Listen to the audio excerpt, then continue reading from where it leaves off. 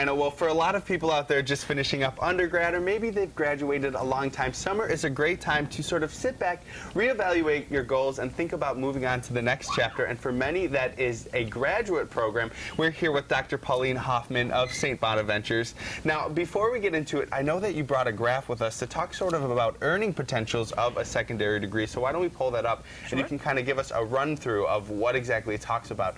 So what are we seeing right here?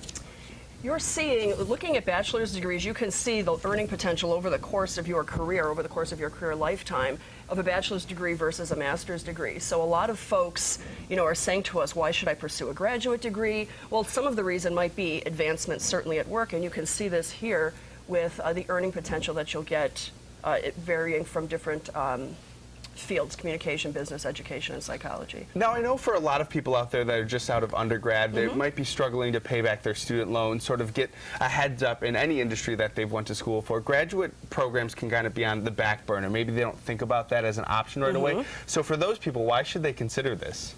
There are several reasons that someone might consider a graduate program. Some folks need it for credentialing purposes within their own field. We see that with our education programs, counseling and accounting. Other folks might want career advancement. They see themselves in a particular field and they're thinking, okay, how do I get ahead in my field? We have folks interested in that with our integrated marketing communication program as well as strategic leadership. Some people might just want enrichment. We also see people who are coming back because they're in a position now, they're not sure if that's going to be a stable job position for them, so then they pursue something different. And as I mentioned, enrichment, we have a gentleman, in fact, from Fox News, an executive from Fox News in New York, who's interested in and has enrolled in our strategic leadership program online, and he's able to do that because it is 100% online. Now, when we think about undergrad, we think about scholarships and FAFSA and all this sort of financial aid that's available for students. Are there equal, measures taken to ensure that people going to graduate schools can also get that financial help that they might need? Absolutely. I think a lot of people associate financial aid with the undergraduate arena, but at the graduate arena as well, there are scholarships available depending on your academic qualifications. There are also student loan opportunities.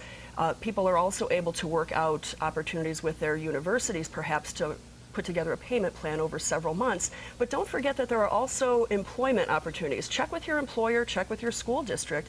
They're often offering tuition remission. Now, it may be over the course of several years that you have to do this, but I would hate for someone to not pursue a degree because they think they can't afford it. There are many opportunities. So I always say, please don't discard those opportunities. Check with the institution you're interested in pursuing a degree with. They'll help you along the way. And how about those people that have been out of school for quite some time, maybe 20, 30 years, they want to go back for that enrichment? Is it going to be an easy transition to get back into the sort of world of academia? That's a really interesting question. We've had people who've come back, and I think it's a little bit of a shock for them initially, but then they get right back into it.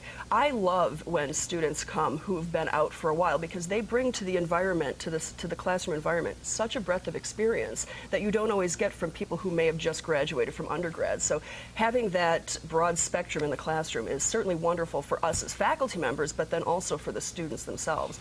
And this is just the beginning of a whole larger conversation. We're here on the couch, but for people that want a little bit more information, you do have an open house. Just sort of give us the logistics, time and date, and where people can go. We do have an open house next Wednesday, July 17th, from 5 to 7 p.m. at our Buffalo Center in Hamburg, which is at the Hilbert College campus. For more information, as you can see, grad.sbu.edu, and you can also call 800-460-5050 for more information. All right, well, thank you so much for joining us on the couch. Right now, we're going to head over to the Kitchen World Kitchen to see what's happening there. Thanks, Matt.